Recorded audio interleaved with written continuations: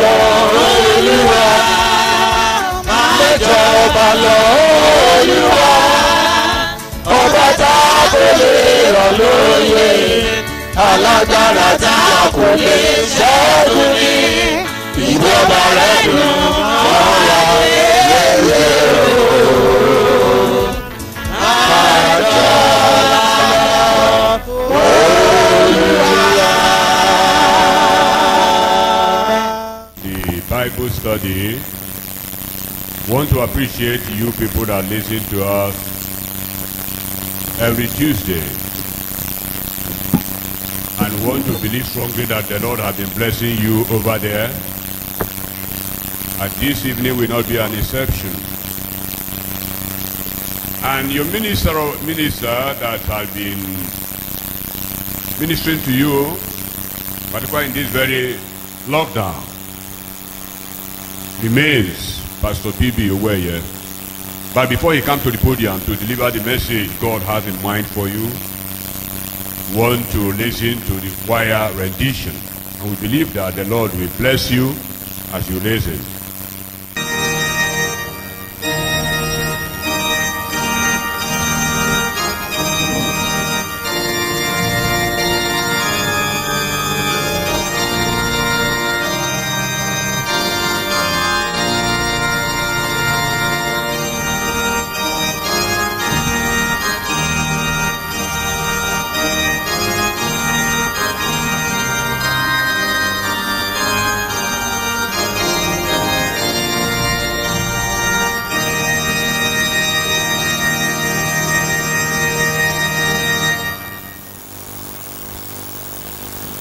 Lord, we thank you. Afiola àti ògo forúkọ mímọ́ yín. Give honor and glory to your holy name. Pé o kà wá yẹ púpọ̀ gẹ́gẹ́ bí akẹ́kọ̀ọ́. That you can't all... Ọ̀rẹ́ ò sì nira ó ń yé wa. And your teachings are not burdensome. O di ẹrù lé wa lórí. You never burden. Kalẹ̀. Rather, you lifted up our yokes. Bíbélì ti ẹ̀ ṣàlàyé fún wa pé ohun tí òfin kò ní agbára tí kò lè ṣe nínú ara.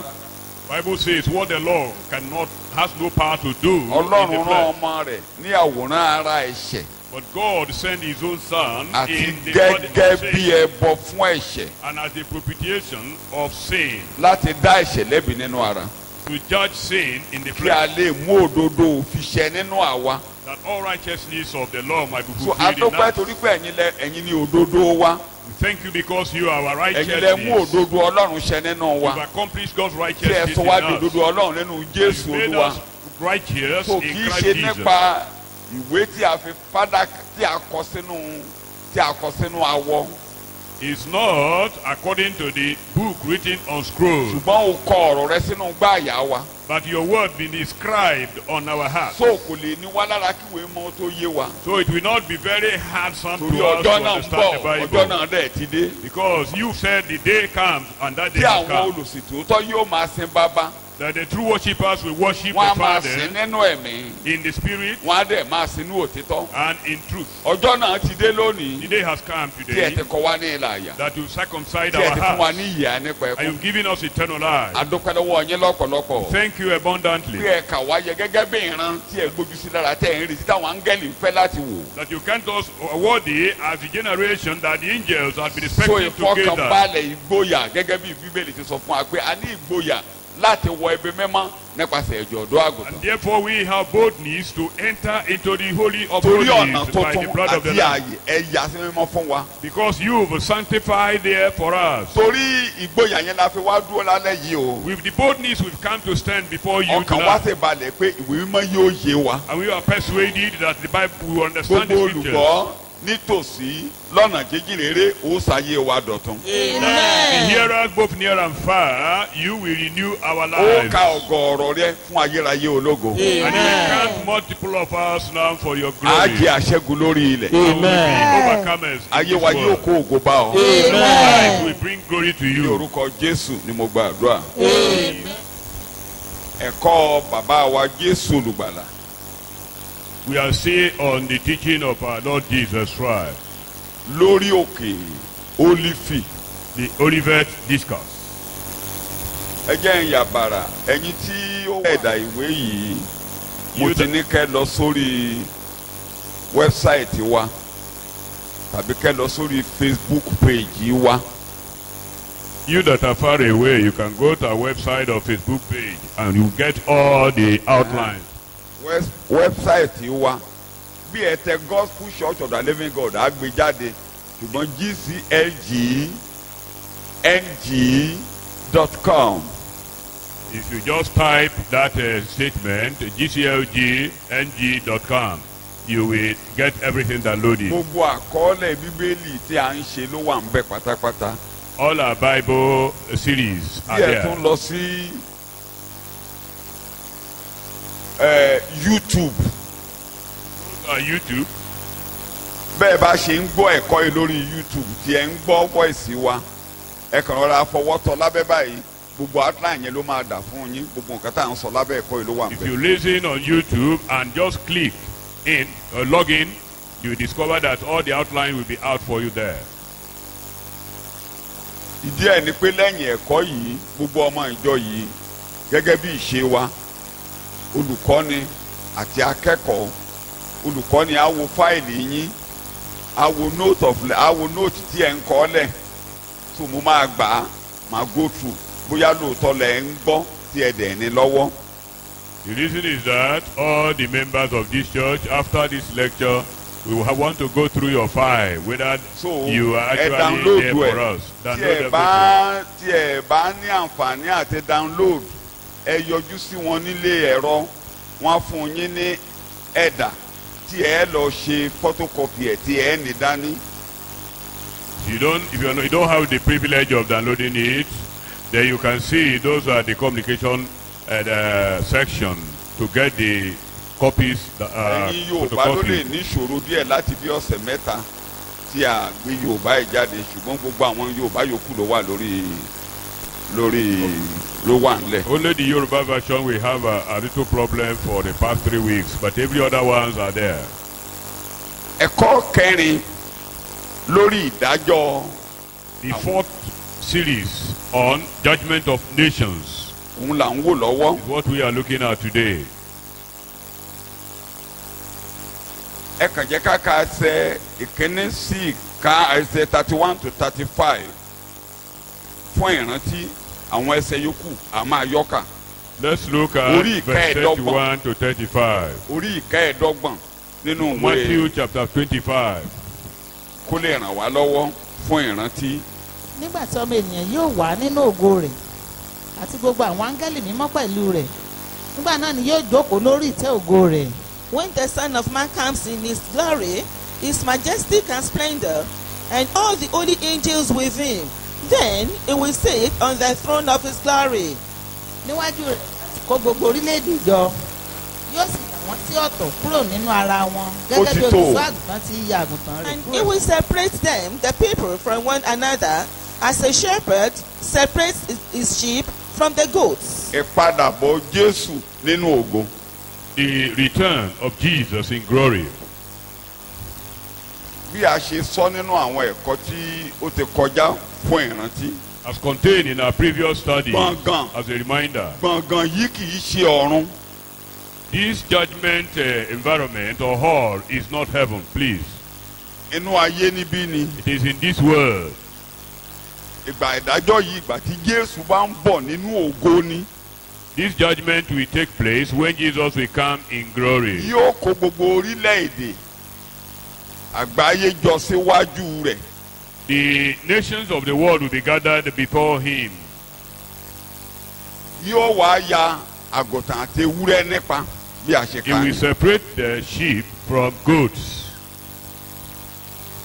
Ẹni tó bá máa yege kókó kan ṣoṣo ló máa mú yàn yege nínú ìdájọ́ yìí àwọn tó máa wà àwọn orílẹ̀-èdè tá a máa dá lẹ́jọ́ kẹ́ní kan náà ń gbọ́dọ̀ ṣe àṣeyọrí lórí rẹ̀ kókó kan ṣoṣo ni.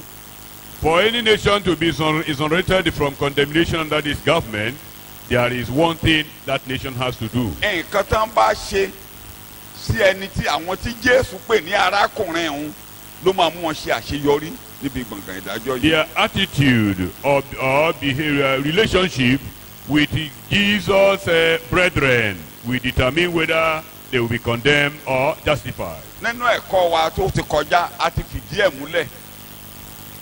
In our previous lectures, we've Pé- established it. oríṣi èèyàn méjì ni Jésù pè ní arákùnrin ní Bíbélì pè ní arákùnrin Jésù. Different types of people were called Jesus' brethren in the Bible.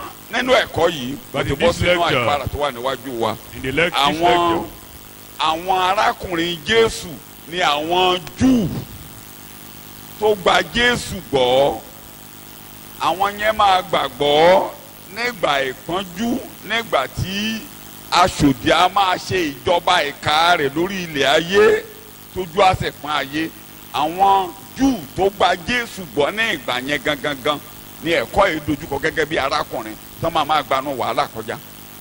the brethren here, contextually speaking, will be the Jews that we believe during the Antichrist reign, the devilish reign upon the earth. a ò sì sọ tí a bá tún sọ pé gbogbo àwọn onígbàgbọ́ tó gba Jésù gbọ́ nínú ayé tí wọ́n bóyá wọ́n jẹ́ Júù ni o tàbí wọ́n jẹ́ kèfèrí o a ò sì sọ tí a bá sọ pé gbogbo wọn yẹn ni arákùnrin Jésù olùgbàlà. But this by extension could be implied also to believers, whether Jews or non-Jews, that believe universally. so torí bẹ́ẹ̀ gbogbo ẹ̀ la máa fẹnu kàn àtàwọn Júù tó gba Jésù gbọ́ àtàwọn orílẹ̀-èdè míì tó gba Jésù gbọ́ pé nǹkan tá a bá ṣe sí wọn nínú ayé Jésù ń bọ̀ wá béèrè níbi ìtẹ́ ìdájọ́ orílẹ̀-èdè gbogbo àgbáyé. So we're going to touch the Jesus brethren as believers, whether Gentile or not, or Jews, Thank you very much. that believe that Jesus is coming to judge the world based on their relationship or attitude towards those people. nínú Mátíù orí ìkẹwàá In Matthew chapter 10, ẹ jẹ́ ká fi lè ránra wa létí èdè tó lò sí àwọn arákùnrin rẹ̀ tó gbàgbọ́ ṣùgbọ́n tó jẹ́ Júù nígbà yẹn tó rán láti lọ kéde ìrere ìjọba fún àwọn Júù tó ní ká má ya ọ̀dọ̀ àwọn kèfèrí. let's look at the language used by Jesus to his Jews believers whom he sent to go and preach the gospel of the kingdom to the Jews, not to the Gentiles. Mátíù orí kẹwàá In Matthew chapter 10, ẹsẹ̀ ogójì dé ìkejìlélógójì. verse 40 to 42. tó bá sì gbà mí ó gba ẹni tí ó rán mi. He who receives and welcomes and accepts you receives and welcomes and accepts me. And he who receives and welcomes and accepts me receives and welcomes and accepts him who sent me. ẹni tó bá gba wòlíì ní orúkọ wòlíì yóò jèrè wòlíì ẹni tó bá sì gba olódodo orúkọ olódodo yóò jẹ èrè olódodo. He who receives and welcomes and accepts a prophet because he is a prophet shall receive a prophet's reward. And he who receives and welcomes and accepts a righteous man because he is a righteous man shall receive a righteous man's reward. ẹnikẹ́ni tí ó bá fi kìkì aago omi tútù fún ọ̀kan nínú àwọn onírẹ̀lẹ̀ wọ̀nyí mu nítorí orúkọ ọmọ ẹ̀yìn lóòótọ́ ni mo wí fún yín kì yóò pàdánù èrè rẹ̀. And whoever gives to one of these little ones a rag or influence, even a cup of cold water, because he is my disciple, surely I shall declare to you, he shall not lose his reward. ẹ ti rí èdè tó wà ń bẹ̀ tí mo fẹ́ mú jáde torí pé wọ́n jẹ́ ọmọ lẹ́yìn mi. Because they were my disciples. ó tún pè wọ́n ní onírẹ̀lẹ̀ Call them the humble. tí a bá gbé yẹn wọ ẹ̀kọ́ ẹ̀ Mátíù orí karùn-ún.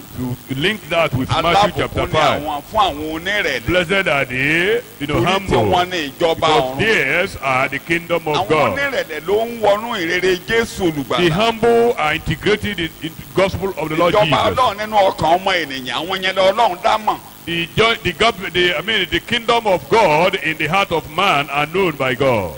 nítorí náà àwọn ọmọlẹ́yìn níbí yìí àwọn ọmọlẹ́yìn tó jẹ́ Júù ni wọ́n ṣùgbọ́n tí wọ́n lọ kéde láàrin àwọn Júù nìkan láì lọ sọ́dọ̀ àwọn kèfèrí. The Jews mentioned here, the brethren mentioned here are the Jews believers, who went to preach the gospel to the Jews alone and not to the ṣùgbọ́n nínú Gentiles. ẹ̀kọ́ yẹn a rí dáadáa wípé èdè kan jáde pé ọmọlẹ́yìn mo rán wọn níṣẹ́ ẹni bá gba wòlíì lórúkọ wòlíì yóò jèrè wòlíì ẹni bá gba olódodo lórúkọ olódodo yóò jèrè olódodo. Here it is categorical that these people were sent to preach the gospel. The Bible says that anybody that receives a prophet in the name of the prophet shall receive the reward of a prophet, and anybody that receives the righteous in the name of the righteous will also be blessed nítorí náà likewise. òdodo ọlọ́run ni wá nínú Kristi nígbà tí a ti gba Jésù olùgbàlà tá a ti dẹ́ni rà padà a di olódodo. Therefore, wọ́n ṣe pé a ó di olódodo olódodo ni wá nínú Jésù olùgbàlà. we have become the righteousness of God in Christ at our reception of Christ. Not that we will become righteous. We are already righteous in ẹni bá Him. wá gbà wá gẹ́gẹ́ bí olódodo báyìí o And then if anybody accepts us as yóò wá righteous, jèrè olódodo. he will be rewarded based on that. ẹni bá tó wá gbà wá gẹ́gẹ́ bí wòlíì And o if anyone receives us as prophets lábẹ́ ẹ̀kọ́ májẹ̀mú tuntun o under the New Testament, yóò gbà á jèrè wòlíì tí a he jẹ́ will nínú be májẹ̀mú tuntun. rewarded accordingly. Gẹ́gẹ́ bí alàgbà wa ọjọ́ wọn àná According to Luther. our past brother, ó sọ fún wa wípé Martin Luther, oore-kóore tí a bá ṣe fún yàn torí pé kìrìsìtẹ́nì ni tó gba Jésù tó gba Kristi olóòótọ́ gẹ́gẹ́ bí olùràpadà rẹ̀ ohunkóhun tá a bá ṣe fún àwọn tó gba Jésù bí olóòótọ́ bí olùràpadà wọn àwọn yẹn kán láyọ̀ kínú wọn máa dùn wọ́n á máa retí ọjọ́ tó máa sọ pé ẹ máa bọ̀ nínú ayọ̀ Olúwa rẹ̀. and anybody that receive Jesus Christ as the faithful God, there is an embedded joy in them. Every day they will be expecting that God will welcome them home.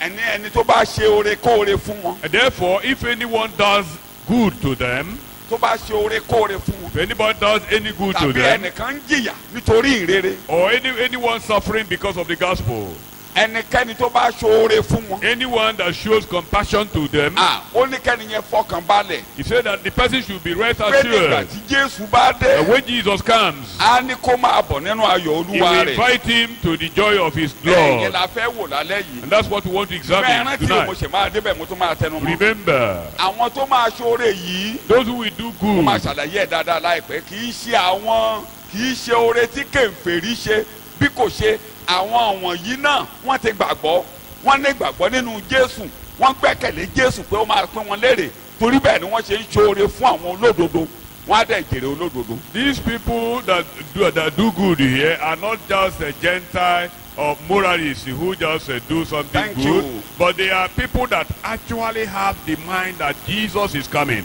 and they have faith in him, and that he will reward them accordingly. kódà They will reward. níbi tí ẹ̀kọ́ ìdojúkọ gangan kò sẹ́nìkan tó lè ṣoore fún onígbàgbọ́ Jésù nígbà ìpọ́njú nígbà yí aṣòdì láì jẹ́ pé ṣe ló ní gbẹ́kẹ̀lé nínú Jésù gẹ́gẹ́ bí olùgbà. And let me tell you, because during the Antichrist, it is a deadly reign that nobody can just ordinarily do good to those who follow Jesus, except those who have a conviction that mo sọ nínú Jesus is the ẹ̀kọ́ Lord. tó kọjá pé mo ní kí n fi wé kékeré nígbà tí Ahabu ń ṣèjọba I liken it to when Ahab was the king of tí Israel, wọ́n ń pa àwọn wòlíì Ọlọ́run. and the prophets of God were being killed. Ọmọ ọ̀dọ̀ kan wà lọ́dọ̀ ọba Ahabu wọ́n ń porúkọ ẹ̀ ní Obadiah There was, the servant in the house of Ahab called láyé Obadiah wòlíì Èlíjà ni during the time of Elijah. òun àti ọba Ahabu náà jọjọ mú wá omi káàkiri They were seeking for water òun together. ní wòlíì Èlíjà rí That he was the one that Elijah saw. tó ní lọ sọ fún olúwa rẹ̀ Say, go and tell your Lord pé mo máa farahàn lónìí. that I will appear to him today. Obadiah ní ẹ fẹ́ pa mí ní olúwa mi. Obadiah said, you want to kill me? ó ní tẹ́ ẹ bá mọ̀ mí Say, if you don't know me, mo kó àwọn wòlíì Ọlọ́run kan pamọ́ ní àádọ́ta tí mo fún ọ ní búrẹ́dì àtomi. if you don't know me, I've hidden Má jẹ́ kí n lọ kú prophets lọ́wọ́ of ọba God torí tí mo in bá lọ́dọ̀ 50. ọba pé òun bọ̀ wá farahàn tí ó bá débí tó bá ti parẹ́ tí àjà gbé ọ lọ tí ẹnikẹ́ni ò rí ọ kú ìyá ló fẹ́ kí n kú lọ́dọ̀ ọba. Because if I told the king that, tell the king that you are coming, and eventually you disappeared without appearing to the king kí ni mo will fẹ́ mú slaughter jáde me. ọmọ yìí ní àkókò tó le yẹn ó ń ṣoore torí ó gba ọlọ́run Ísírẹ́lì bọ́, kò ní ìgbàgbọ́ nínú ọlọ́run Báálì ló ṣe ń ṣoore fún àwọn wòlíì ọlọ́run. Irú àwọn èèyàn bẹ́ẹ̀ ni a máa pín lérè láwọn tó ní ìpààrọ̀ àyà bẹ́ẹ̀ tó ń bẹ̀rù ọlọ́run dáadáa. Nínú ìbẹ̀rù yẹn ni wọ́n ń ṣoore fáwọn ènìyàn ọlọ́run, àwọn tá à ń sọ̀rọ̀ nípa ènìyàn. Remember this man, Ahab wouldn't know that he heeded so many prophets. For him to have done that, he believed strongly in the God of Israel. So- Similarly, those people that Jesus will reward here are people that, though under the administration of Antichrist, they strongly believe that Jesus is the Lord and that these people suffering belong to Jesus Christ. Ẹ má tó gbàgbé, Don't forget, wòlíì yes. Èlíjà ń ké nígbà yẹn níwájú ọlọ́run pé èmi nìkan ló kù. Elijah cried that to God, God, I am the only one remaining. Lájókòó. The Lord told him, Mo ní he rebuked him. 70,000 kan ló pe tí mo kó pamọ́ tí mo ń tọ́jú. He said, I have so many prophets hidden somewhere. Ta ló bá ọlọ́run tọ́jú wọn? Àwọn èèyàn tó ń tọ́jú àwọn wòlíì tó kó pamọ́ yẹn, àwọn yẹn gangan irú wọn là ń sọ̀rọ̀ níbí yìí tí a máa pín lérè níbi ìtẹ́ ìdájọ́ The people that níbi took ìtẹ́ care ìdájọ́ of such orílẹ̀-èdè. prophets in such troublous time are the people that, the type of people we are talking about here. So ẹ jẹ́ ká bọ́ sínú ẹ̀kọ́ báyìí ká máa wo díẹ̀díẹ̀. Let's go to the lectures. Ẹ jẹ́ ká wo systematically. Matthew orí kẹẹ̀ẹ́dọ́gbọ̀n. Let's look at Matthew Ẹ 25. ka verse 35, 36, 37 through 39 kẹ́kọ̀ọ́ yẹn lè yé wa dáadáa. nítorí ebi pa mí ẹ̀yin sì fún mi lé oúnjẹ, òǹgbẹ gbẹ mí ẹ̀yin sì fún mi lé ohun mímu, mo jẹ́ àlejò ẹ̀yin sì gbà mí sí ilé. For I was hungry, and you gave me food. I was thirsty, and you gave me something to drink. I was a stranger, and you brought me together with yourselves, and welcomed and entertained and lodged me. Mo wà ní ìhòhò ẹ̀yin sì daṣọ bò mí, mo ṣe àìsàn ẹ̀yin sì bójú tó mi, mo wà nínú túbú ẹ̀yin sì tọ̀ mí wá. I was naked, and you clothed me. I was sick, and you visited me with help and ministering care. I was in prison, and you came to see me. Ẹ ṣe àárí ìdàkejì ẹ̀ ṣùgbọ́n mo fẹ́ ká kíyèsí àwọn kókó kan bẹ̀. Ebi ń pa mí, ẹ fún mi lóúnjẹ. Òǹgbẹ ń gbẹ mí, ẹ fún mi lómi. Mo wà ní ìhòhò, ẹ daṣọ bò mí. Mo ṣàìsàn, ẹ bẹ̀ mí wò. Mo wà nínú túbú, ẹ wá bá mi. Ẹ kíyèsí àwọn pé ìnira ni, inú ìnira làwọn yẹn wà. There are some phrases there reflect suffering and pain. For instance, say, I was hungered and you gave me food. I was thirsty and you gave me water. I was sick, you visited me. I was in prison, you came to me. I was naked and you gave me clothing. All this reflects persecution or suffering and agony. Ẹ jẹ́ ká wá máa mọ̀ ní kankan. Oore tí a bá ṣe fún àwọn kìrìsìtẹ́nì tó ń jìyà, ẹ jẹ́ kó wọnú ọkàn wa. Tí ara ni onígbàgbọ́ tó ń gbanú ìṣòro kí ìṣòro kọjá, oorekóore tí a bá ṣe fún gẹ́gẹ́ bí ẹni tí ó ti ní ìpààrọ̀ àyà, ó máa sọ bí ọjọ́ ọ̀la wa ṣe máa rí o. Ó ṣe pàtàkì fún ọjọ́ ọ̀la wa.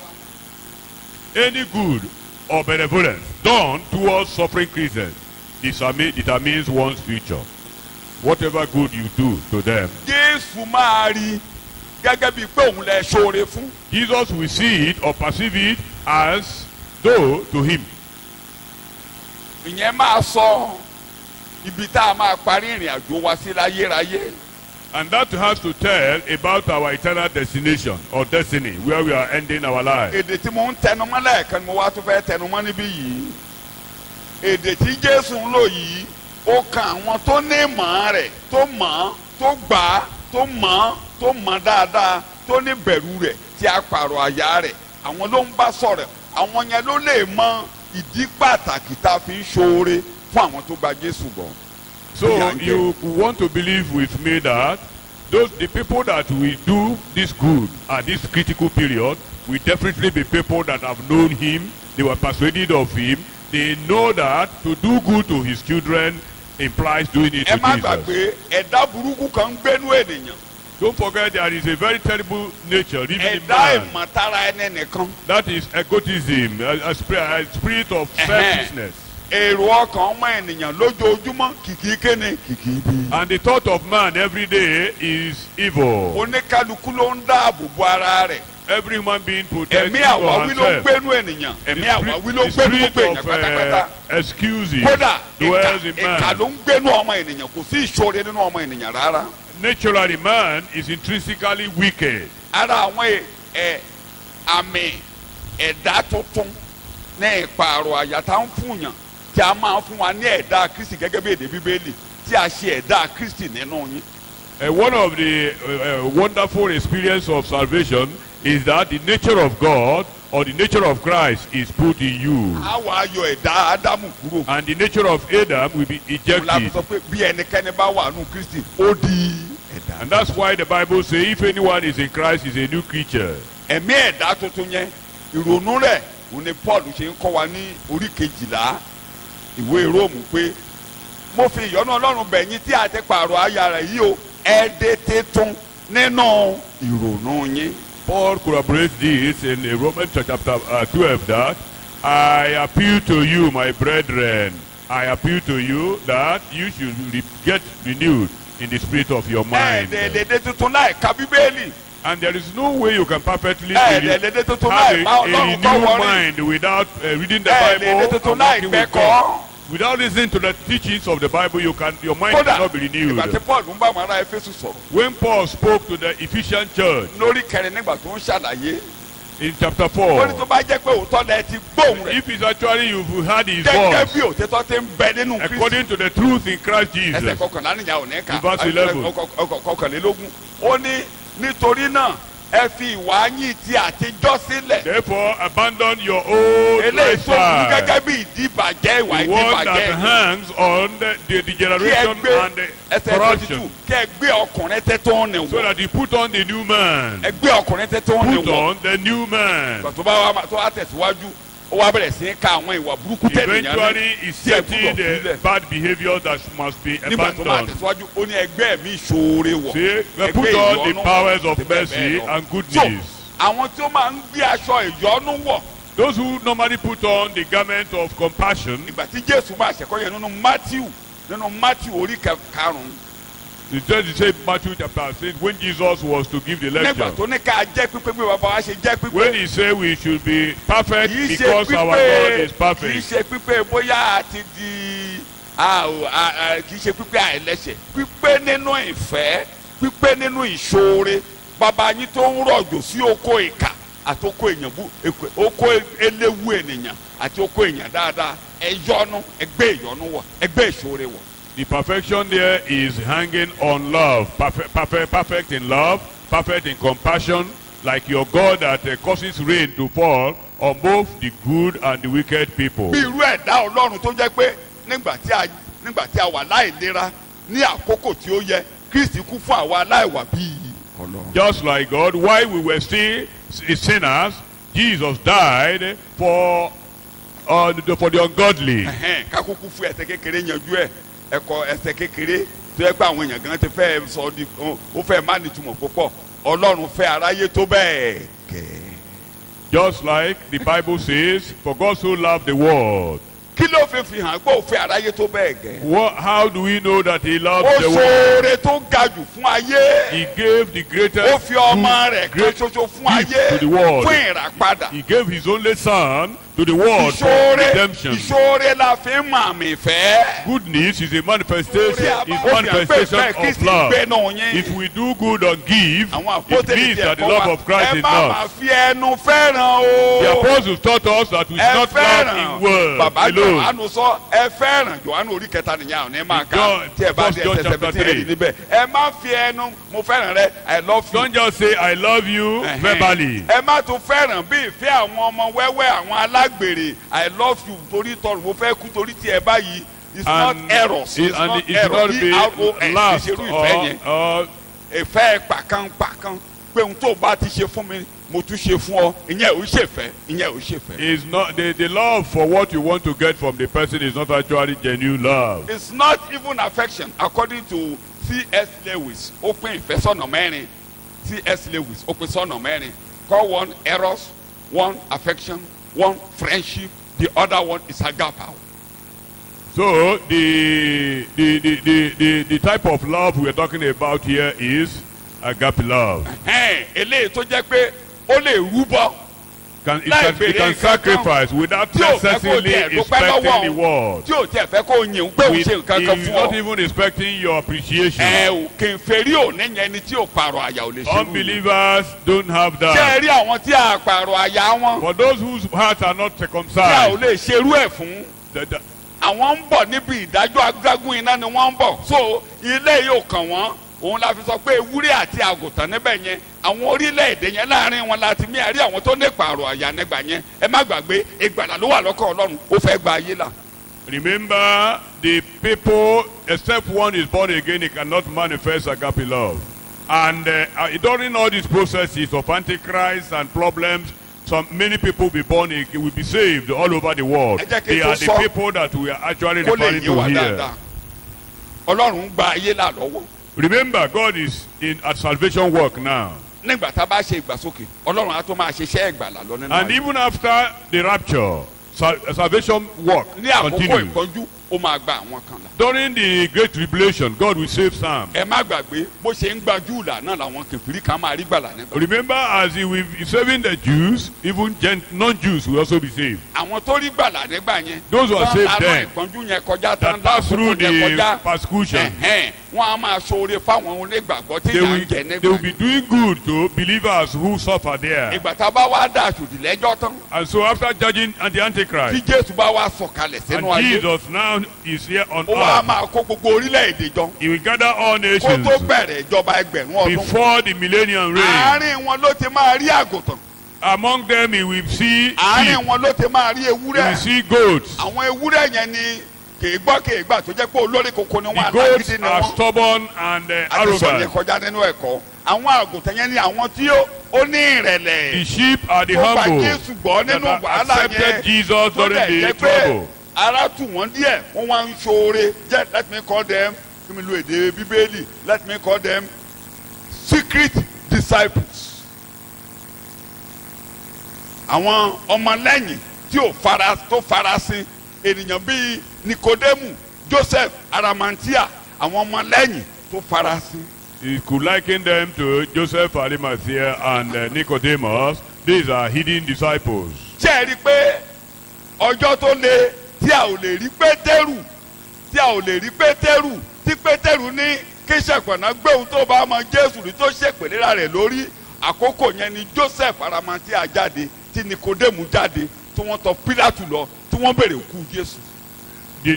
At a very critical period that Peter and other disciples were not found to even come near to Jesus. That was when Nicodemus came to Àwọn ask wọ̀nyí for lè the body. kódà àwọn wọ̀nyí lè máa wà nínú ìjọba aṣòdì. In fact, these people might even be involved in the government of Antichrist Ṣùgbọ́n wọ́n máa jẹ́ as onígbàgbọ́. administrators, and yet they will not receive the Bí mark. Nikodemu ṣe jẹ́ They will be amòfin. believers, just like Bí Nicodemus. Joseph, Aramantia àti Jésù tó gbóná. And Ṣùgbọ́n Joseph, láàrin wọn la rí àwọn Arimathea, yẹn they were nígbà. prominent people So, irú àwọn in wọ̀nyí Israel then. ló máa nígbà tí bàbá wa wá jókòó lórí ìtẹ́ láwa n tó máa fi pé wọn kò ń ṣe pé a sọ pé ẹ̀bọ n tó máa fi pé wọn sí méjì náà là ń kà yìí. Those people will stand out that Ẹ̀yin time. wọ̀nyí ẹ̀bọ bí. He will separate them based on what they've done for him. Ebi ń pa mí I was hungry, ẹ fún mi lóúnjẹ. and you gave me meal. Wọ́n á máa wo Jésù báyìí. They will be looking at Jesus. Mo wà ní ìhòhò. I was naked, and you clothed me. Òǹgbẹ́ngbẹ́ mi ẹ fún mi I lóúnjẹ. was thirsty, and you gave me water. Ara mi ò yá mo ń síìkì lọ́wọ́ ẹ̀yin ni mo rí tó wá tọ́jú mi I was nínú ilé ìwòsàn. ill, and you gave me, you healed me, you Mo cared wà for me. lẹ́wọ̀n ẹ̀yin nìkan ni mo rí tó wá tọ́jú I was in prison, and you came to take care of Àwọn náà me. ní, Olúwa. And then they will A now, ò rí orí ìgbà wo la they rí. will be startled that when did we see you? you? Jesus will tell them, you Àwọn didn't know. arákùnrin mi tẹ̀ ń ṣe é fún níjọ́sí yẹn. My brethren that you took care of, you did it to me. Èmi lẹ̀ ń ṣe sí. I was the one you did it Torí to. náà ẹ máa bọ̀ nínú Therefore, ayọ̀. come to the Ẹ joy. máa bọ̀ nínú ayọ̀. Come into Ẹ joy. máa bọ̀ nínú ayọ̀. Come into the joy. Lórúkọ Jésù ẹ wọnú ayọ̀ Olúwa lọ. I pray that we enter into God's joy in Jesus' name. Ó kàn wá gbọ̀ngbọ̀ngbọ̀n ni mo ṣe ní kí mi ṣàlàyé. We are Yorùbá concerned. dáadáa. That's why we are emphasizing this. kẹ́ ẹ má rò pé àwọn yẹn nìkan ó kan àwọn náà It is gbọ̀ngbọ̀n. applicable to us now. ó kan àwọn náà gbọ̀ngbọ̀n. It is applicable to ẹ us jẹ́ ká wà now. àmúbá ẹlẹ́yọ kankan Let's láti take inú it Bíbélì. systematically now. àwọn tó máa lọ síbi ìparun mi ò ráyè tí wọn lálẹ́ yìí mò ń bọ̀ nbẹ àwọn ewúrẹ́ ń lọ bí ìparun The goats will go bí to àpàrọ̀ àyà destruction. wọn tí ọkàn wọn dé bọ́ Their hearts were hardened. They were hypocrites. They were hypocrites. ẹ pàdé mi nígbà tó ń bá débẹ̀ torí ẹ̀kọ́ yóò tẹ̀ tán mò ń bọ̀ lọ́dọ̀ àwọn ewúrẹ́ tó máa lọ síbi ìparun Eventually, we will discuss the àwọn tó ní goats. ìparọ̀ àyà. They are so mò ń sọ uncircumcised. ẹnikẹ́ni Anyone, órekóre tó ń ṣe láyé any good you tó bá ní do, ìparọ̀ àyà if you are not circumcised, it is a waste. àwọn kan máa ń rò pé bóyá ṣe ní irúwa yóò mowó ná. Some people used to think that we don't know how to òun spend là ń money. ṣe lọ́ọ̀ṣì ká gbowó lọ́wọ́ àlàjì pa fẹ́ fi ṣe ìrere. That's why we don't do launching to collect money from Alaji for the work of God. Some people say we don't know how to spend money. bó àkáǹtì wo ni mo fẹ́ kọ́ sí. In which account will I write kálàjì ní it? kí n wá For an kó Alaji kọ́lé fún mi. to come and build the Láì church ní for gbàlà. us without salvation. ẹ jẹ́ kọ́kọ́ rí gbàlà náà. Let him be saved first. órekóre tó bá ṣe á gba èrè Any rẹ̀. good he does ṣùgbọ́n kó will tó be lè láì rí rewarded. gbàlà. But for him to do good without kí salvation, mi dẹ̀ máa sọ pé èèyàn dáadáa ni. and for me to be èèyàn dáadáa ni. saying he's a good ṣé ẹ person, mọ̀ pé ẹ̀bùn máa ń fọ̀yàn lójú. you know, gift, blindings. ó gbó dáadáa nínú ẹ̀mí kẹ́bù tó máa fọ́ ọ lójú. You are going to be very strong tí and o bá dẹ̀ serious ti gbó nígbà before tó you will fẹ́ gba not be ẹ̀bùn blinded yẹn. o with lè gift. gbó nígbà tó bá gba ẹ̀bùn tán. And if you cannot stand tó o before bá ti lè collecting the gift, sòótọ́ you tó o cannot tó tell the gba truth ẹ̀bùn tó o bá before gba collecting ẹ̀bùn o the ní gift. lè sòótọ́ mọ́. If you after collecting the gift, you will be o lè controlled. gbá o lè sòótọ́ mọ́ o ti wà nínú Immediately you ìdè collect gift, you are o ti wà weakened. nínú ìdè o ti wà nínú ìdè You've been bẹ́ẹ̀ tó bá tẹnu ẹ̀ bá ti entangled. gbó kétékété kó o tó gba ẹ̀bùn. But if you take your stand before ìgbà gift, tán tẹ̀bùn bá dọ́wọ́ ẹ̀ wá ní. so anytime gift comes, mo ti sọ fún yín tẹ́lẹ̀ o. then you now make reference mo ti sọ fún yín tẹ́lẹ̀ that o. I have told you ẹni bá ń before ṣe nǹkan wọ̀nyí kò ní jogún ìjọba that Ọlọ́run. if anyone that does this will not ẹnu ẹ̀ á enter, gbó. inherit the kingdom of God. tó bá jówó ẹ ló máa gbà tètè gbowó ẹ If kó máa it is lọ. your money, collect your money. bí òjíṣẹ́ Ọlọ́run kan tán sọ pé nínú ṣọ́ọ̀ṣì ẹ̀ ẹnìkan Just bẹ̀rẹ̀ like sí a gbéraga. minister in his church, èdè kékeré ló ṣẹlẹ̀ o. Somebody èdè in yẹn his kì í church, ṣe pé a rich person, ó jẹ́ kó mọ̀ pé kì í ṣe pé èdè yẹn pé òun gbéraga kò pé olùṣọ́ àgùntàn rẹ̀ ní reverend nìkan máa pè òun. the pastor's gbogbo wọn dẹ̀ ń pè ní reverend. Kò dẹ̀ bá wọn pè is ní called reverend.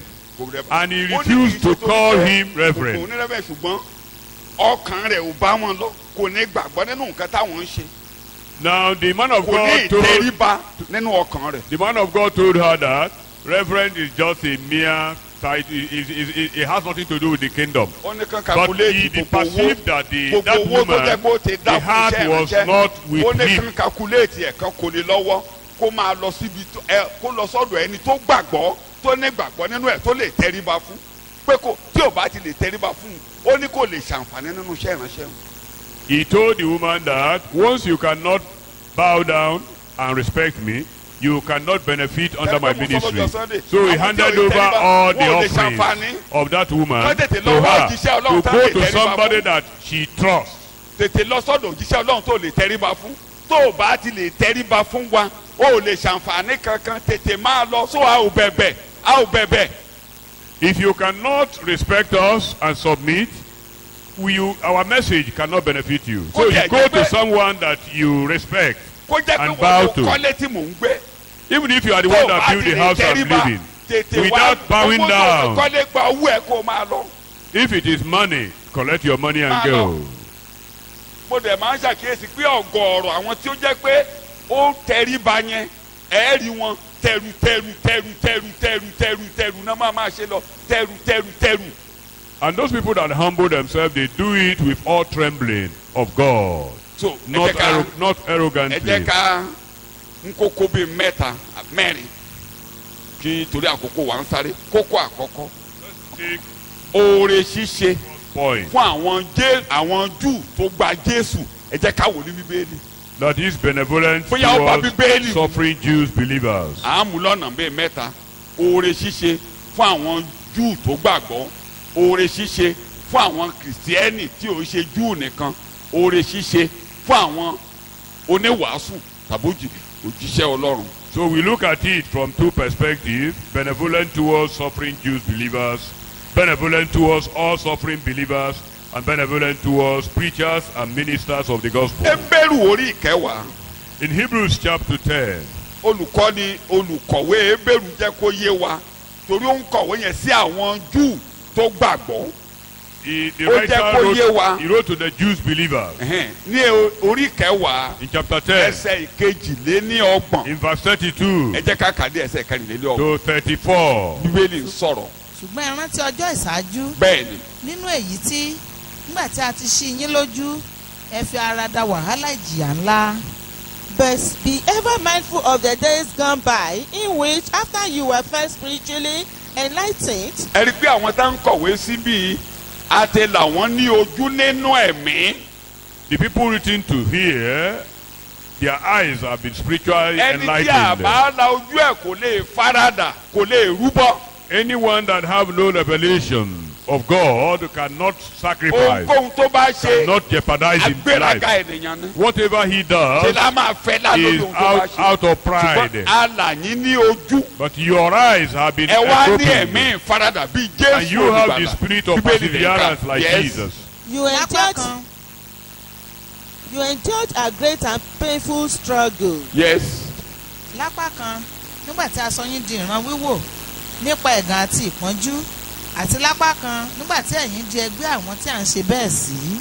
Sometimes being yourselves a gazing stock, publicly exposed to insults and abuse and distress, and sometimes claiming fellowship. Ẹni tí ò bá rí ìpààrọ̀ àyà kò lè farada ọ̀rọ̀ ẹ̀gàn o, kò lè farada pé kárí fí o ká tòtò kùtù sí o, ẹni bá ní ìpààrọ̀ àyà ló lè farada yín. If you are not regenerated, if you are not born again, you cannot persevere and Sọ endure ẹ̀yin tẹ́ ẹ ní reproach. ẹgbà Jésù gbọ́ tẹ́ ẹ wà nù iṣẹ́ ìránṣẹ́ kan tẹ́ ẹ sọ pé èmi lọ́mọ yẹn ṣe bẹ́ẹ̀ sí nkókó mi nkókó ta ni ọ́ wádìí ara rẹ bóyá àti èlà ọ lójú.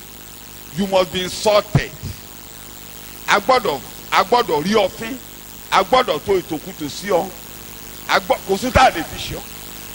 You that is in one ministry or the other, and yet you want to defend yourself life, you want to defend yourself, I think you should give it a rethink.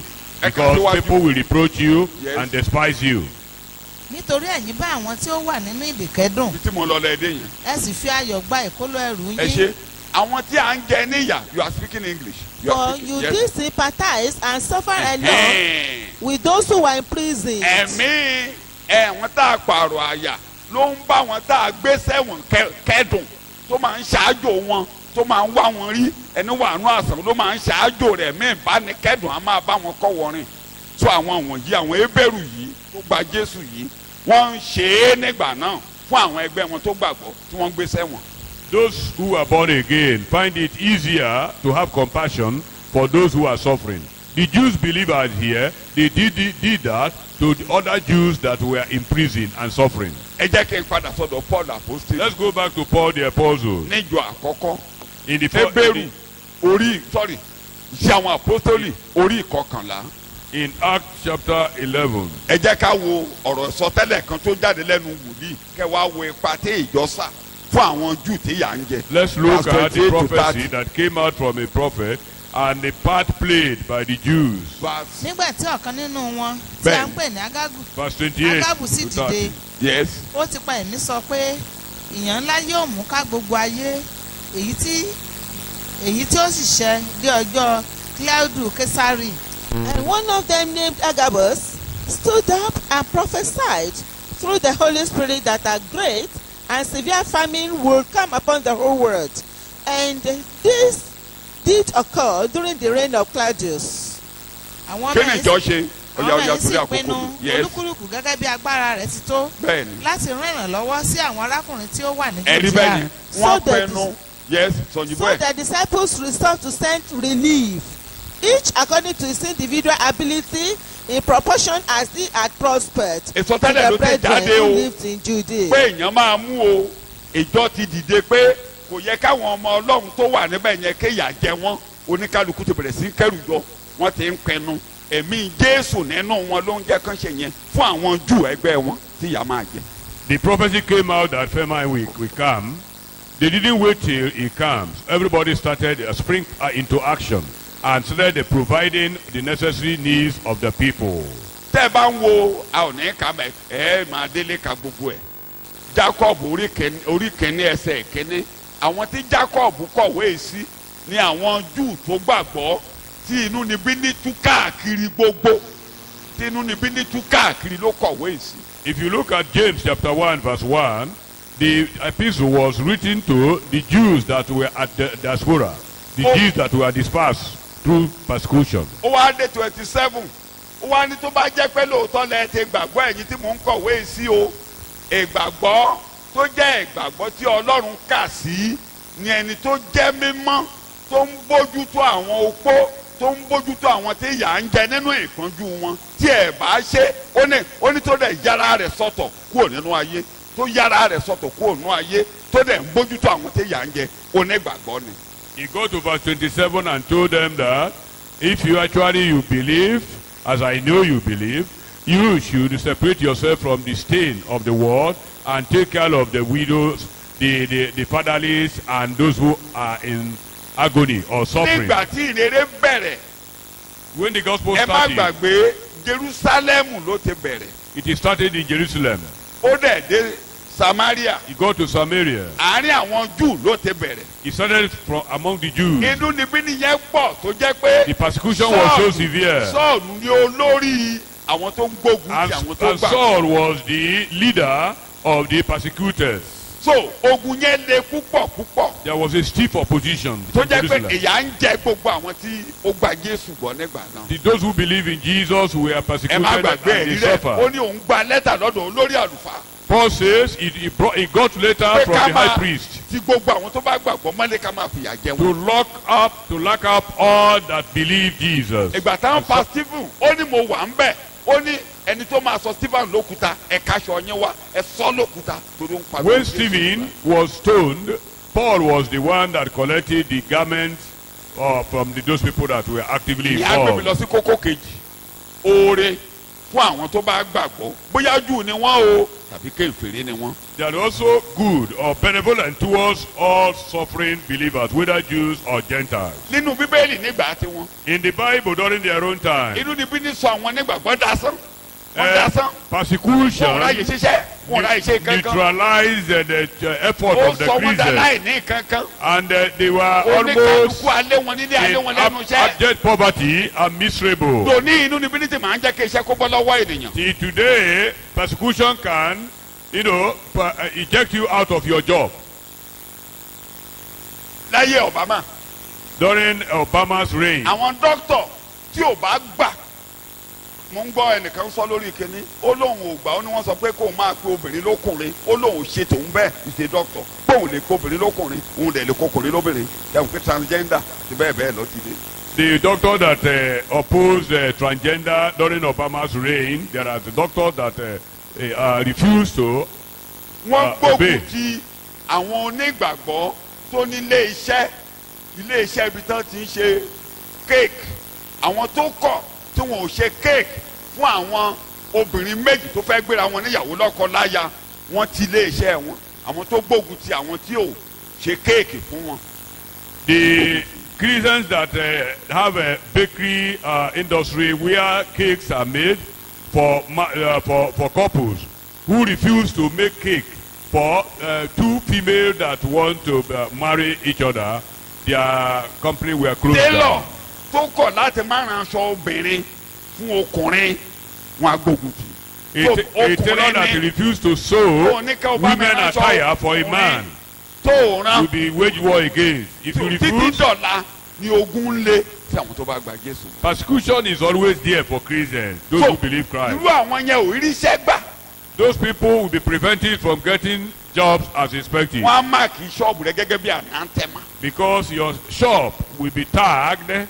so ẹ̀yà àwọn àpótólì lóògùn yẹn ti ń le. From the time of the apostles, this experience tí ẹ bá wá continued. wo ìdí ẹ̀ tí a fi yan àwọn méje kó máa pín oúnjẹ fún àwọn kèfèrí tó gba Jésù gbọ́ àwọn orílẹ̀-èdè míì tí ó ti rí orílẹ̀-èdè míì wá tí wọ́n ń ṣe Júù tó gba Jésù gbọ́ ni wọ́n fi yan àwọn méje kán máa fún wọn lóúnjẹ àwọn tára ní ẹ tọ́jú wọn. That In was Acts the chapter 6. reason why the 7 deacons in Acts Thank chapter you. 6 Thank you were very much. ordained to take care of the suffering believers, particularly those who are not Jews by nature. ẹ wá gbọ́ ẹ̀kọ́ yìí dáadáa o tẹ́ bá ti ń gbọ́ pé ìdáwó fún àwọn ènìyàn mímọ́ nínú bíbélì Anytime you hear about contribution for the saints of ó God, di iṣẹ́ ìránṣẹ́ ńlá it becomes a very great ministry. àwọn tí yà ń jẹ tó gba Jésù tí yà ń jẹ. Those who believe Jesus but are suffering, kódà Paul ó sọ di apá kan nínú iṣẹ́ mínísírì ẹ̀ Paul made it one They can of his, dáwó. a part of his ministry fún àwọn Júù tó gbàgbọ́ ní Jerusalem. to contribute money for the Wọ́n máa- suffering Jews Torí ìyà ló believers ń in jẹ wọ́n. Jerusalem because of how they suffer. ẹ ò kàn lọ máa fún wọn lówó. That they give them money. òun ní Kọ́ríńtì kìíní orí kẹrìndínlógún dúró lórí gangan. That was actually the core message Ìdáwó of 1 fún Corinthians àwọn chapter ènìyàn 16. The contribution for tó ní the ká mú owó suffering yẹn pamọ́ saints, sí apá kan. that the money should be separated for so them. ẹ rí ní bíbélì dáadáa. You see it all over the Bible. torí àkókò wa kúrú ni mi ò ṣe máa ka gbogbo ẹsẹ̀ wọn yẹn ìgbà tí Paul máa sọ ó ní mo ti kọ́ yín Paul said, Wípé- I told you ẹ máa fi ó lóun fojú kòkòrò wúrà àti fàdákà ẹnikẹ́ni. that he was Ó ló never wà láwọn covetous of òṣìṣẹ́. anybody's silver ó and ní mo gold. kọ́ yín pé kẹ́ máa fi fún ni ó dáa ju pé kẹ́ máa gbà lọ. That I told you that to give is better than to receive. téèyàn bá rí gbàdá ò ní fagídí mu. If you are born again, nobody will force mo you. wá gbà pé ẹ̀kọ́ òdì tó wọnú ìjọ gan wà lára àwọn nǹkan tó kó bàjọ́ dọ̀la tó jẹ́ pé àti fífi sílẹ̀ gan dọ́ wá dọ̀ràn ìyẹn ni ẹ̀kọ́ ẹ̀dá mẹ́wàá tó sọ wá dáhùn ẹ̀dá mẹ́wàá sọ wá dáhùn. I want to believe that that heretic, strange doctrine that entered the church, and that the doctrine of tithe, Ó it sọ wá made dáhùn. us to be stingy.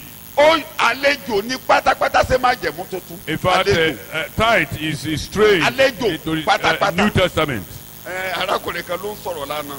Orí mi A brother said something ń yesterday. gbọ́ lórí kinní ni. I heard it. ó ní ó náà ní ó ní wọ́n máa dá wa padà ká máa lọ máa wo Abraham ká wo Abraham ló kọ́kọ́ ṣe ìdá mẹ́wàá Isaac ló ṣe ìdá mẹ́wàá àti Jacob ló ṣe ìdá mẹ́wàá ó ní ṣe Abraham àti Isaac náà ní ká máa wò ní májẹ̀mú tuntun.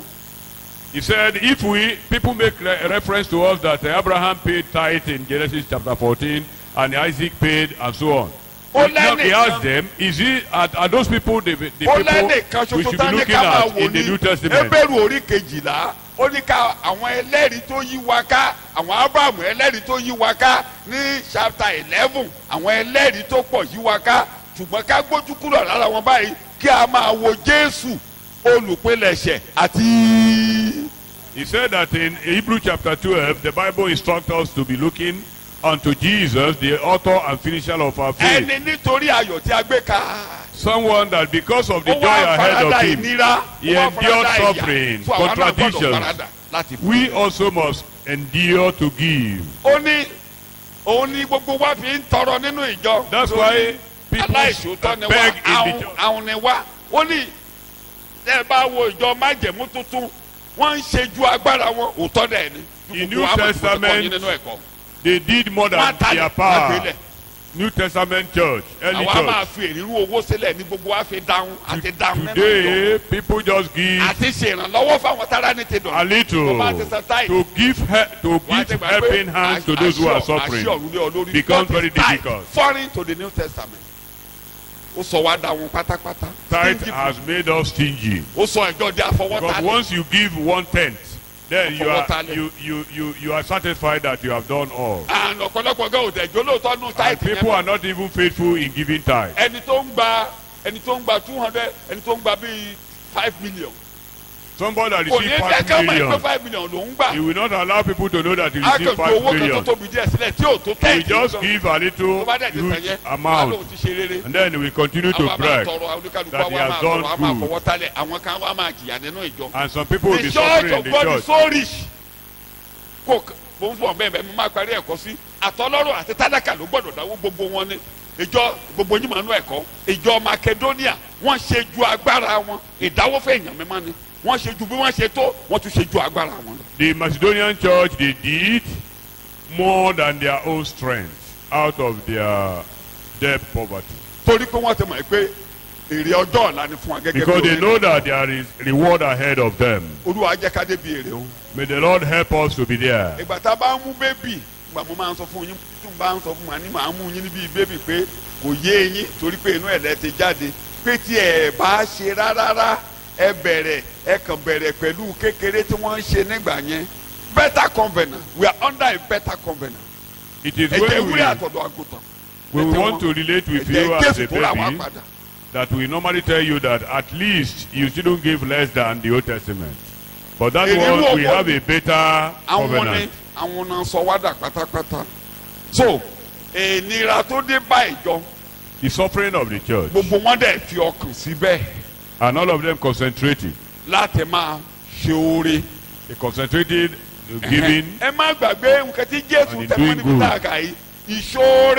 Ìṣoore yìí kì í ó yàtọ̀ sí ti gbogbo ènìyàn yẹn wà á gbúdọ̀ ṣoore fún gbogbo ènìyàn gẹ́gẹ́ bí ẹ̀kọ́ Paul apostoli ní Galatia orí 6 ẹsẹ̀ 9 sí 10 ẹ jẹ́ káàkà mi ò ní ṣaláì. This giving here is different from It's general for giving to the believers. people. This is for Primarily believers. believers. Giving to believers who are in ẹ faith. má ṣe jẹ́ kí agara dá wa kí rere Galatians ṣe chapter 6. Bẹ́ẹ̀ni, nítorí àwa ó ka nígbà tí àkókò bá dé Ẹ̀hẹ́n. bí a kò bá ṣe àárẹ̀. yes. And let us not lose heart and grow weary and faint in acting nobly and doing right. For in due time and at the appointed season we shall reap, if we do not loosen and relax our courage and faith. Kò tí ì tán. Ẹsẹ̀ 10. ǹjẹ́ bí a ti ń rí àkókò Bẹ́ẹ̀ni. ẹ jẹ́ kí a máa ṣoore fún gbogbo ènìyàn Ẹ̀hẹ́n. àti pàápàá fún àwọn tí í ṣe ará ilé Primarily àwọn tí ń ṣe ará ilé kí ni wọ́n pè ó ìgbàgbọ́. ìgbàgbọ́. So Primarily then, for the people of the household of faith. Àwa lè ṣe fáwọn aláìgbàgbọ́. Can give to unbelievers. Ká ràn wọ́n lọ́wọ́ kán gbà Assist Jésù. them to accept Ká ràn wọ́n Jesus. lọ́wọ́ kára ó tù wọ́n. Help them to be Ṣùgbọ́n fresh. primarily to believers. Àwọn ará ilé ìgbàgbọ́. So oore kàún náà ló kọ àwọn tó gbé ìwọ̀n èlò Olúwa tó jẹ́ oníwàásù. The same thing is extended to the ministers of God who bear the vessels Nígbà of ayé God. Jésù nínú Lúùkù orí 8 ẹsẹ̀ 1 sí 3 ẹ rí àwọn obìnrin kan níbẹ̀. During the time of Jesus Maria Christ, Magdalene wà lára àwọn tó mọ̀ọ́re. Àwọn onígbàgbọ́ tó mọ̀ọ́re ló ń tọ́jú Jésù nínú ohun ìní wọn. you see some women there who knew the blessedness of God. They were the one taking care of Jesus there out of their Kódà, properties. Ọlọ́run lọ sọ́dọ̀ kọ̀ǹtrólà àfi Ẹ́rọ́dù ó lọ mú ìyàwó steward ẹ̀ ó lọ mú ó gba Jésù wọ́n mú nínú òun ní wọn wọ́n tọ́jú Jésù nígbà tó wà láyé níbí. Even a man very very close to Herod, God went there and took the wife of the man as one of the disciples to take care of the Lord Jesus. Ẹ má gbàgbé tíjọba máa ga tíjọba máa dàgbà If the church will tí develop, ẹnikẹ́ni nínú ìjọba tó bá máa dáa fún láyé nípa ti ara if anybody will nípa ti prosper ara tó bá materially, tó máa lérè lọ́jọ́ iwájú And nígbà tá a bá débi ìgbéyàwó and ọ̀dọ́ if he will àgùntàn be rewarded as tó the bá marriage tẹ supper of the kókó Lamb, yìí mọ́lẹ̀ ó tẹ ìtẹ̀síwájú ara rẹ̀ if mọ́lẹ̀. he trample upon this point, Galatia orí he ìkẹfà has trampled upon the ẹsẹ̀ future. ìkẹfà sí ìkẹjọ ẹ jẹ́ ká kà á. Bí mi ò ní ká gbogbo rẹ̀ àwọn ẹsẹ̀ yẹn wà lójú fọ́nrán ó dẹ̀ wà lọ́wọ́ In yín Galatians Bíbélì chapter máa 6 kà á. verse 6 to 8. Bíbélì ṣùgbọ́n kí sọ ẹni tí à ń kọ́ nínú ọ̀rọ̀ náà máa pèsè ohun rere gbogbo fún ẹni tí ẹni ń tó kọ́ o ni. bá respect tó o bá bu ọlá fún tó o bá fìbẹ̀rù bu ọlá fún ò lè fún ẹsẹ̀ yẹn lò. Anybody that you don't respect and honor, you cannot bring this Ẹni tí verse à ń to kọ́. pass in his life. Kó máa tọ́jú akẹ́kọ̀ọ́ nínú Somebody ohun that ohun rere gbogbo tó jẹ́ ti ara tẹ́ ẹ bá lè ṣe ohun rere gbogbo tọ́wọ́ yín bá tẹ̀ ẹ ṣe fáwọn akẹ́kọ̀ọ́ yín. somebody that Olùkọ́ teaches yín you, sorry olùkọ́ yín. you must provide all things that is good to that person. Abẹ́ẹ̀rí bẹ́ẹ̀. Everything good, provide it for that person. let him who receives instruction in the word of God share all good things with his teacher, contributing to his support. Wọn ò ní ìdí àti kòásì yín tayọ̀tayọ̀ You don't lẹ need gbọ́dọ̀ to máa force ṣe you. You must do it joyfully. tayọ̀tayọ̀. Joyfully. Bí dẹ́rẹ́bà ń gbé mọ́tò ṣọ́ọ̀ṣì sílẹ̀ dẹ́rẹ́bà ń wà yín lọ ń wà yín bọ̀ ẹ ṣoore fún dẹ́rẹ́bà yẹn ẹ ṣoore fún iṣẹ́ ìránṣẹ́ kan ló ṣe ẹ The ṣoore driver fún. that drives the church vehicle, Ẹ̀hẹ́n. and conveys you here and there, you are entitled to give that very driver something. kódà àwọn tó ń mínísítà sí yín kì í ṣe pásítọ̀ nìkan tó ń ṣe mínísítà kan fún yín one thing or the other tí ara ń tù yín ẹ ṣóore fún wọn. àwọn ló ń ràn yín other lọ́wọ́. people that minister to you, that God uses to bless you, one way or the other. do them good, give ẹ things to ṣóore fún them. wọn. ó wàá gbé ẹsẹ̀ kan lè tó lágbára ohun téèyàn bá gbè ló máa ṣe kẹ́ni. Because whatsoever a man sows, he shall reap. àkókò gbégbèrè. This is the time of planting. The time of harvest is coming. orí ohun tó gbélé níbí ni nwore tí a ṣe.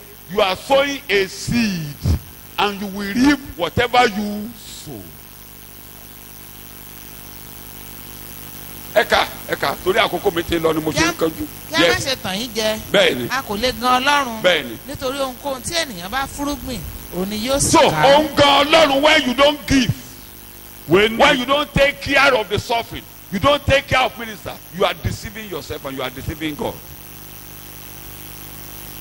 Shout hallelujah. hallelujah.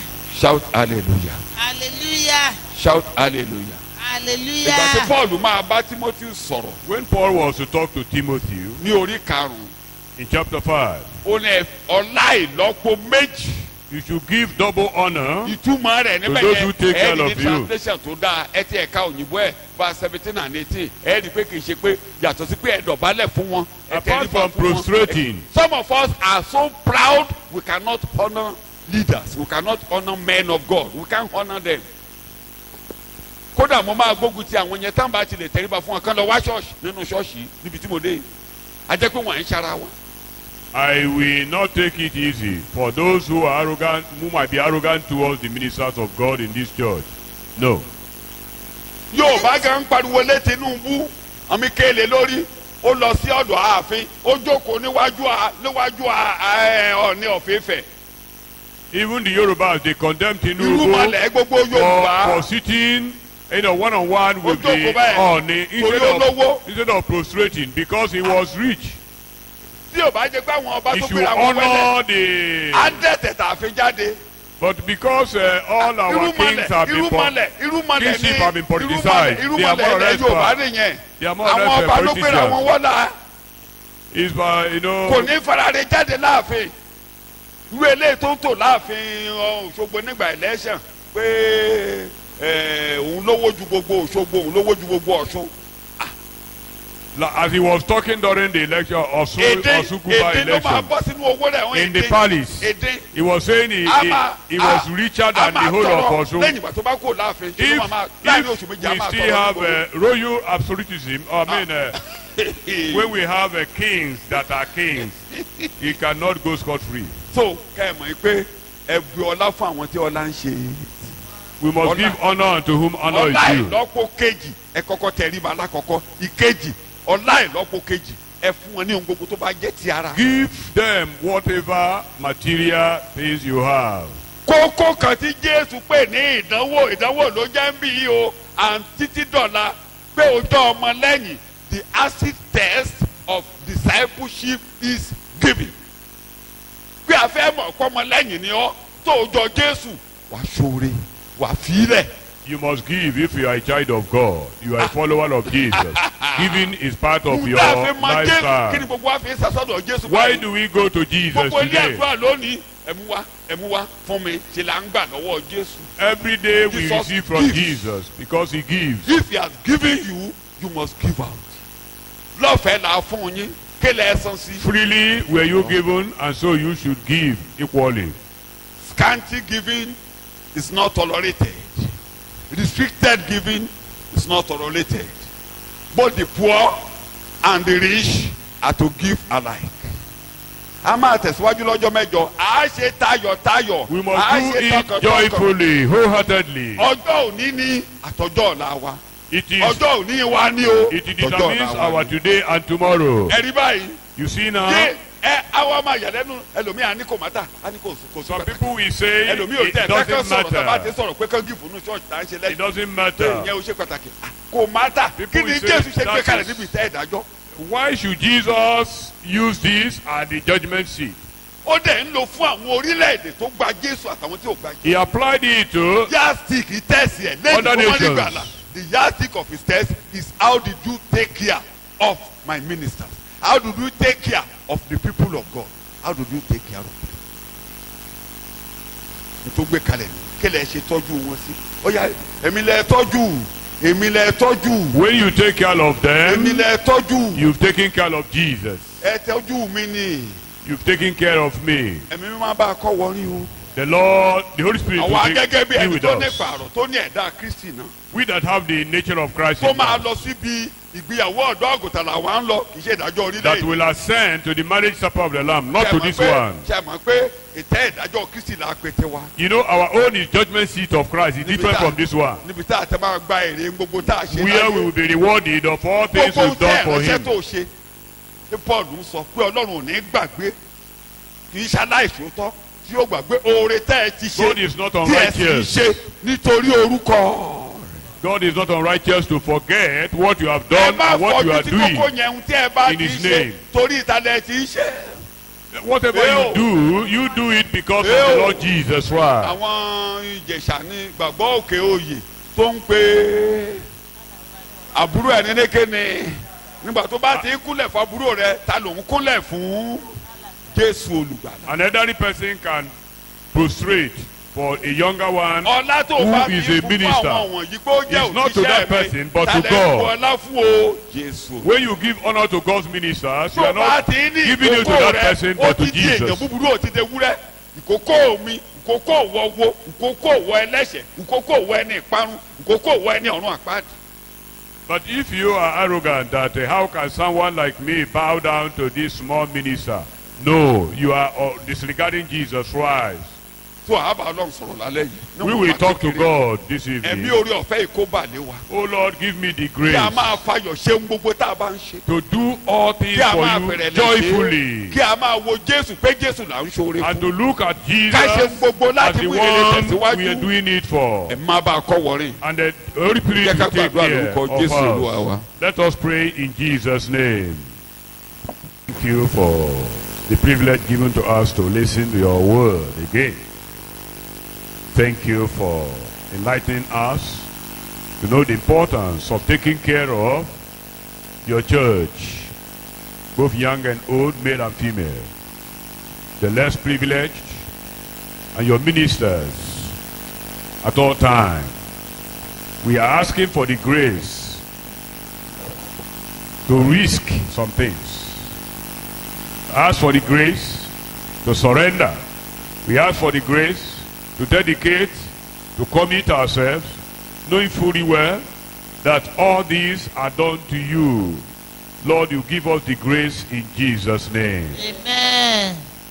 Help us, O Lord, in Jesus' name. Amen. Holy Spirit, steer us and launch us beyond the blue, so that we will ignore all circumstances and focus on what you, God, has ordained us to do, has commanded us to do, has decreed to us to do.